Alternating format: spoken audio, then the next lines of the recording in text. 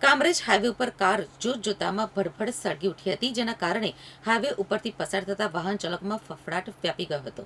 આ આગ શોર્ટ સર્કિટના કારણે લાગી હોય તેવું મનાઈ રહ્યું છે.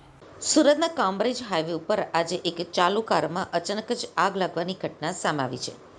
વાલક પાટિયા પાસે બનેલી આ ઘટનામાં કાર જોતજોતામાં ભડભડ સળગી ઉઠી હતી, જેના કારણે હાઈવે ઉપરથી પસાર થતા વાહન ચાલકોમાં પણ ફફડાટ વ્યાપી ગયો હતો. મળતી માહિતી મુજબ કાર જ્યારે હાઈવે ઉપરથી પસાર થઈ રહી હતી ત્યારે અચાનક જ એન્જિનના ભાગેથી ધુમાડા નીકળવા લાગ્યા હતા. કાર ચાલક કંઈક સમજે તે પહેલાં જ આગે વિકરાળ સ્વરૂપ ધારણ કર્યું હતું. પ્રાથમિક દ્રષ્ટિએ આ આગ કારમાં થયેલા શોર્ટ સર્કિટના કારણે લાગી હોવાનું મનાઈ રહ્યું છે. આગ લાગતાની સાથે જ કારમાં સવાર લોકો તાત્કાલિક બહાર નીકળી ગયા હતા, જેના કારણે એક મોટી જાનહાનિ ટળી ગઈ છે. જોકે આગ એટલી ભીષણ હતી કે ફાયર બ્રિગેડની ટીમ ઘટનાસ્થળે પહોંચે તે પહેલાં જ લાખોની કિંમતની કાર બળીને ખાખ થઈ ગઈ હતી. રસ્તાની વચ્ચોવચ્ચ લાગેલી આગના કારણે થોડોક સમય ટ્રાફિક પણ પ્રભાવિત થયો હતો.